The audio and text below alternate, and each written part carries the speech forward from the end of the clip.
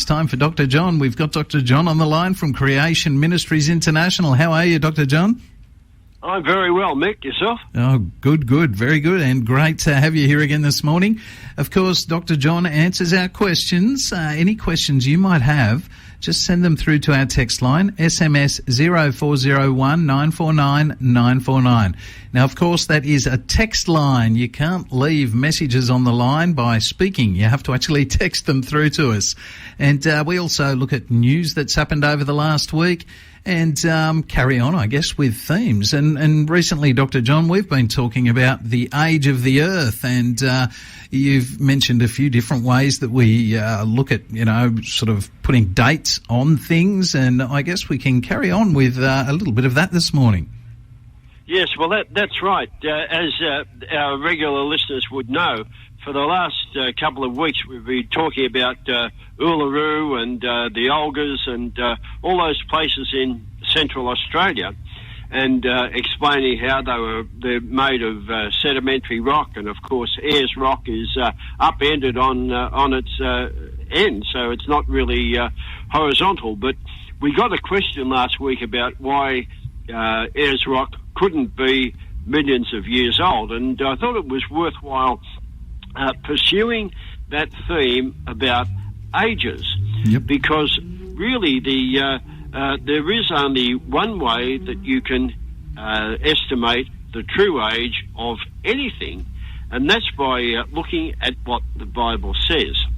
And the Bible's pretty clear. It says that the world that we live on is only about 6,000 years old, and it tells us that first world that was created perfect but then got corrupted by sin, that first world was destroyed by Noah's global flood about 1,500 years after it was created. Mm-hmm. So that means that if we look back in time, Noah's flood occurred about 4,500 years ago.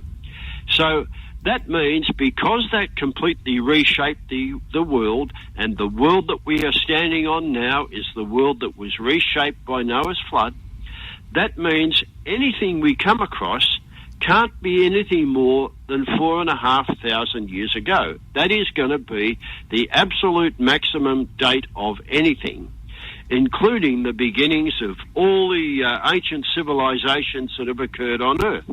When we think of the civilizations like the Egyptians or the Sumerians or the Mayans over there in South America, they can be no more than about 4,500 years old.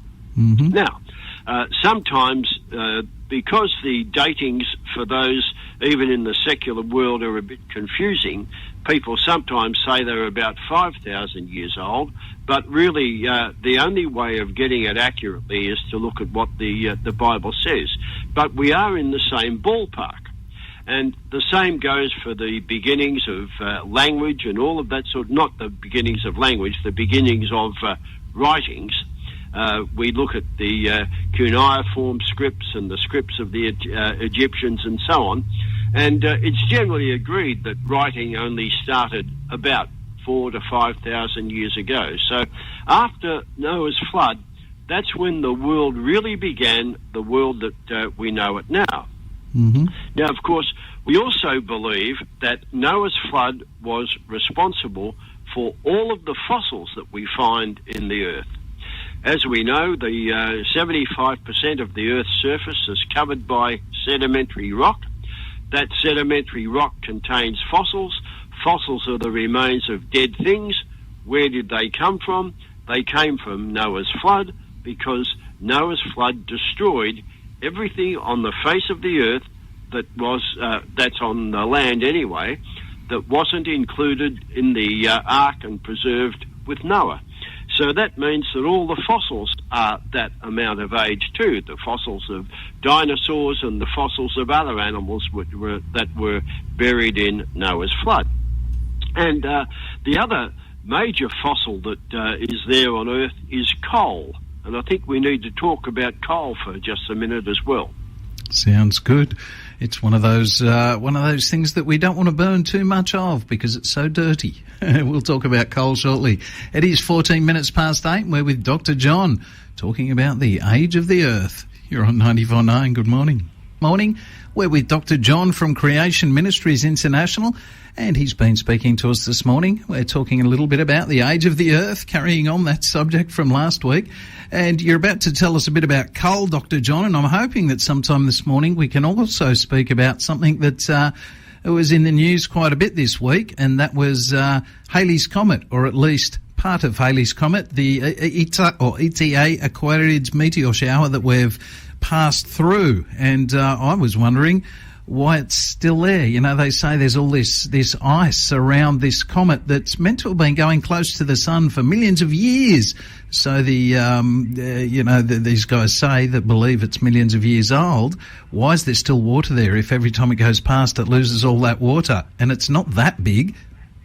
No, it's not. In fact, I think it was measured when it came through a few years ago, and I think it was only about 17 k's long. It wasn't terribly big, but of course, Halley's Comet, or Halley's Comet rather, is a very interesting object. All comets like that they're what's known as short period comets. And it goes around the sun every 76 years.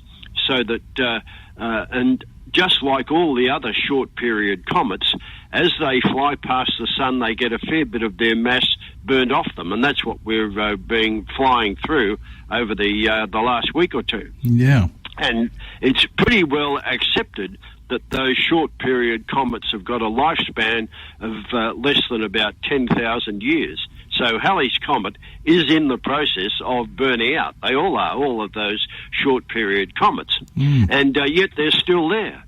So how can they be millions of years old? Well, they're not millions of years old, and nobody would actually suggest that Halley's Comet is that old.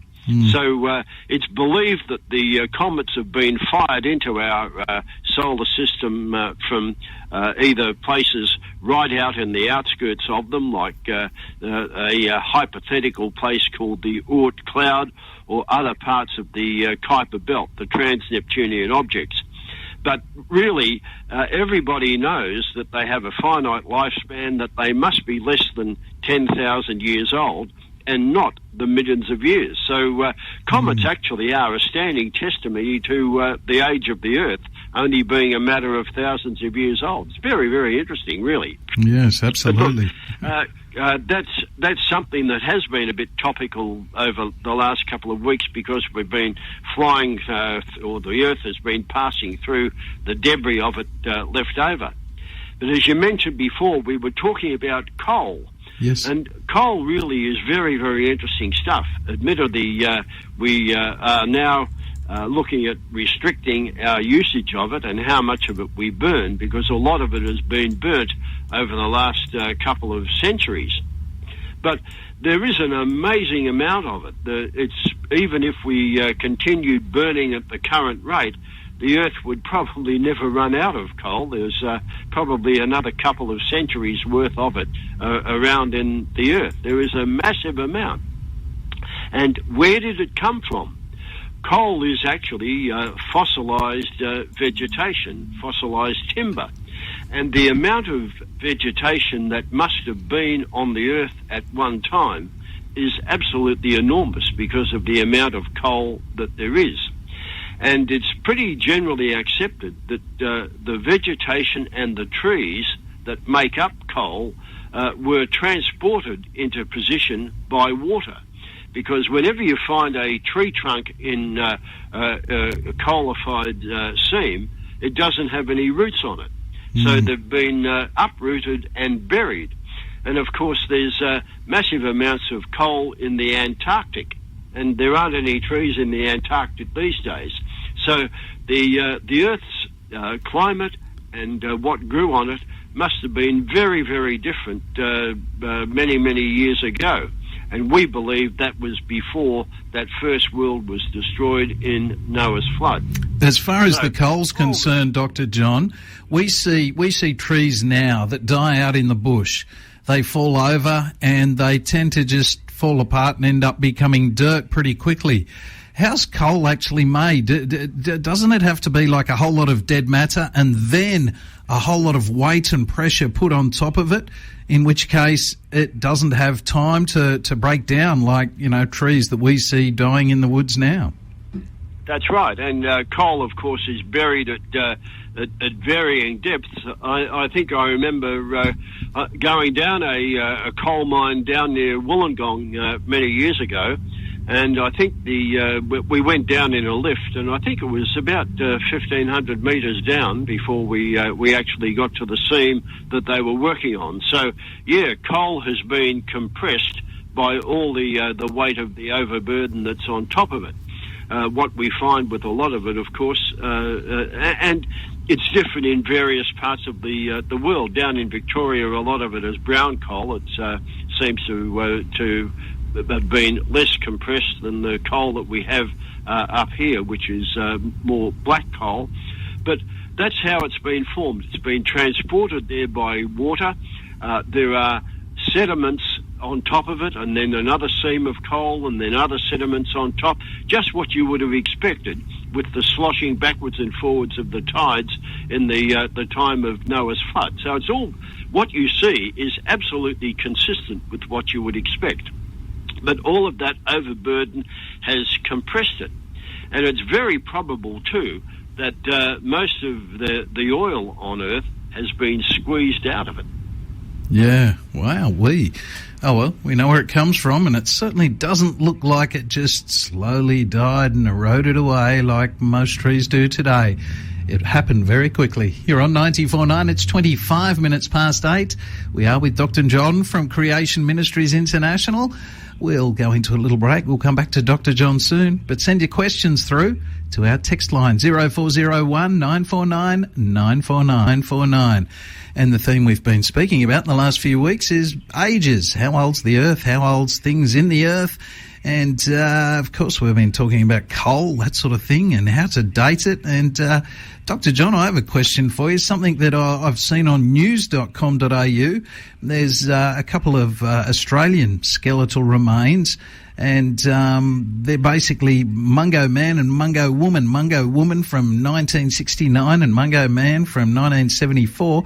They found their remains out in the desert, and one in particular, Mungo Woman, I have a question for you, Dr. John.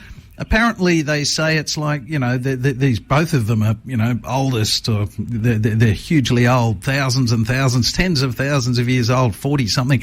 Anyway, Mungo Woman was apparently cremated. Now, I did a little bit of research, and I found out that if you burn bone, the dehydration and decomposition of the bone causes the bone to become porous, like little small holes, which leads to increased fracturing, fragmentation, breakage. And I'm just wondering how those bones could have possibly stood up for tens of thousands of years if they were cremated and they were porous and they were falling apart like that. Yeah, well, look, it is interesting, but I mean that's a very interesting story, actually. The discovery of Mungo Man and Mungo Woman, and if I go back to what we said before, we said the maximum age of any buried skeleton or any fossil skeleton human that we find has to be 4,500 years, because that's when things were buried in Noah's flood.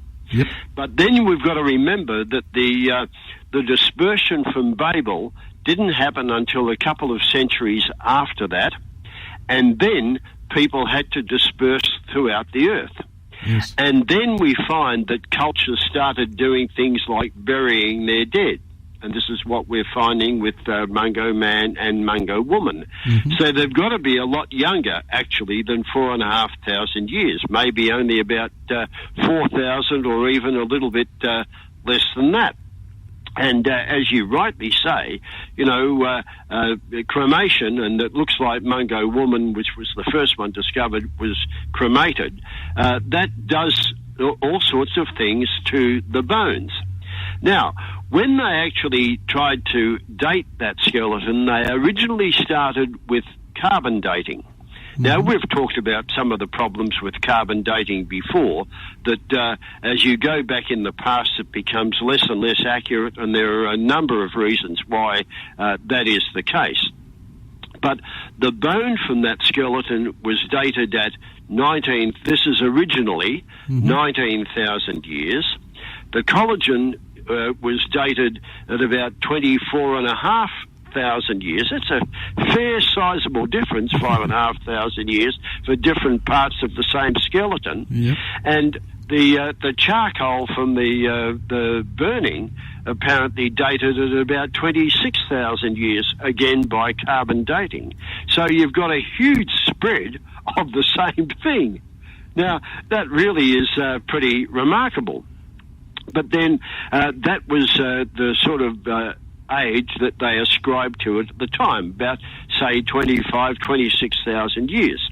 Now, you then said that a few years later, another skeleton was found, which they called Mungo Man, and this was found in the same sedimentary layer as the other one, right? So it was assumed that it would be the same age. But then they did some dating on that by different means, and this wasn't a direct dating of the skeleton. This was the sand that it was buried in, okay? Now, that sand gave an age of 42,000 years. So, of course, as we've mentioned many times on this program, and these are different researchers doing these discoveries, there's a bit of a competition between researchers to see who can come up with the greatest age. So, of course, now we've got an age of 42,000 for both of them, even though the skeleton of Mungo Woman dated the bone was only 19,000 years.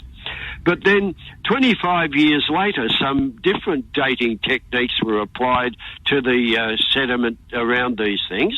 And we came up with a date of 62,000 years.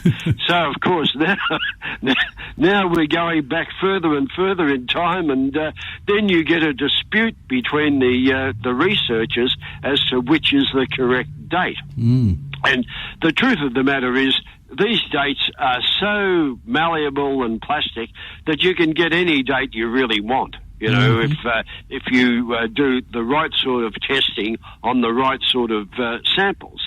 So actually, it's very interesting that that's where the time of Aboriginal settlement in Australia has come from.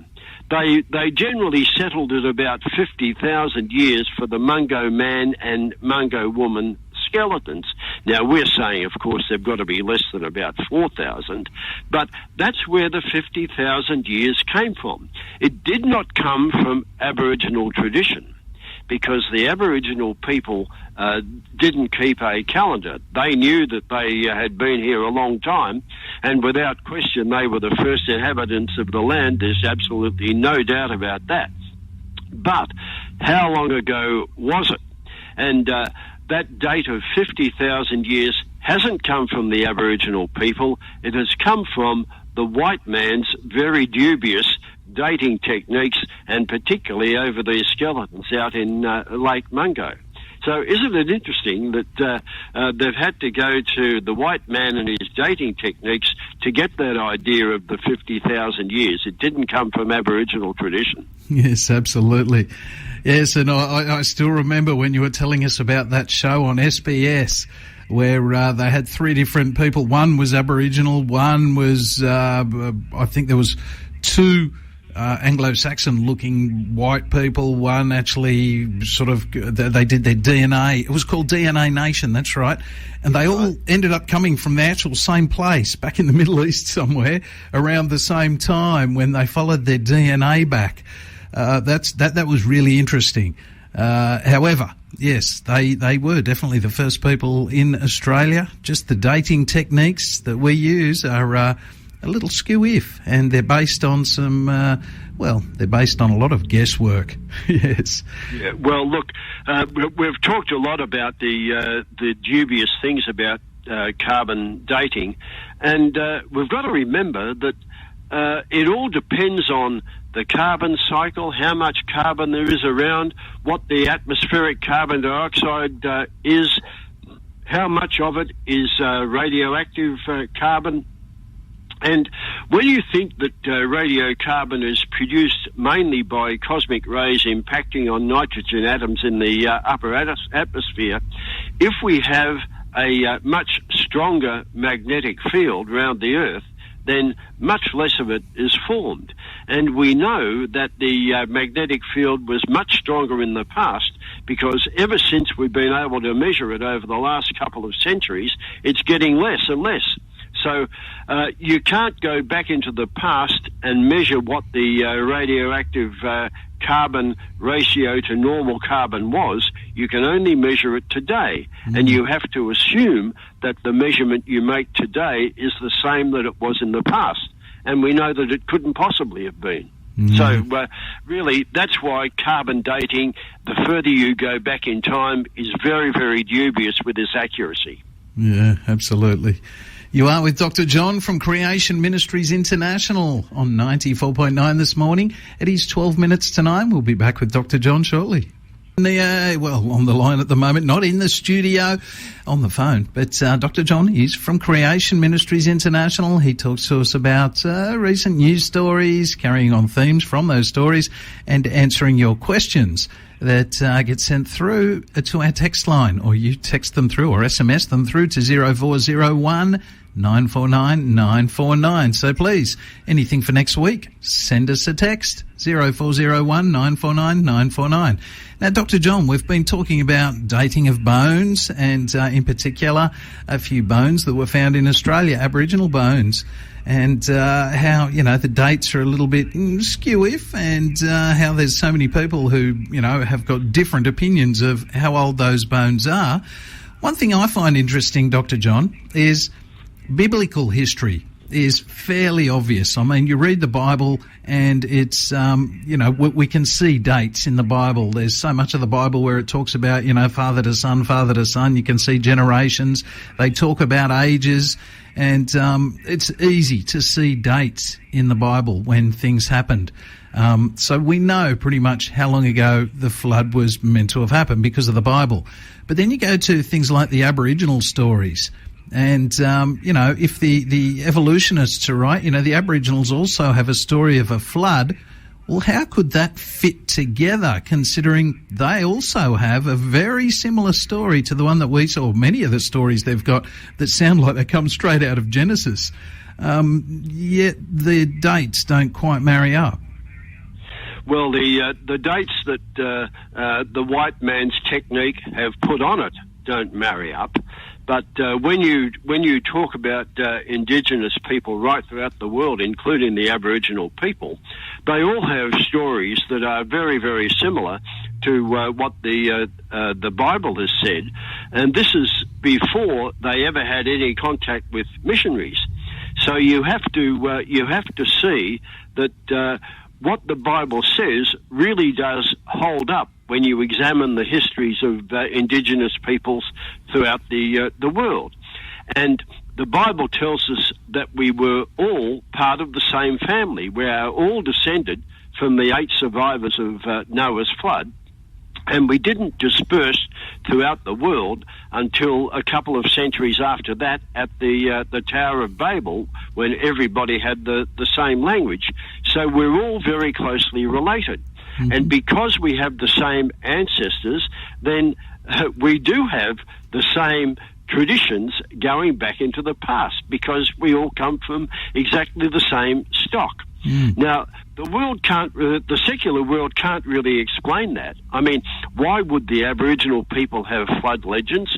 Why would people in the Pacific Islands and places like that have flood legends as well? There's no reason, because they definitely didn't get it from missionaries. So really, everything that we find, everything that we observe right throughout the world is absolutely consistent with the Bible story, and yet people want to ridicule it and say that it's just a bunch of myth and legend. But it really stands up to examination when you look at it closely. Absolutely. Yes. Yeah. Well, and I'm going to talk probably next week about some of the blessings that have come from the terrible things that have been done to Indigenous people throughout the world. I mean, there's been some terrible things done here in Australia to the Aboriginal people, and also right throughout the whole world. But what the devil meant for evil, God has been able to turn for good. And I'd like to carry on with that theme next week. Absolutely. That sounds awesome. Well, thank you again, Dr. John. Another awesome week. And, of course, we love answering your questions. Send them through to our text line, 0401 949 949. So, we're talking about some blessings next week. That sounds exciting, Dr. John. Okay, well, I'm looking forward to it, Mick, and I'll see you again then. Awesome. You are on 94.9 this morning. It is 4 minutes to 9. Good morning.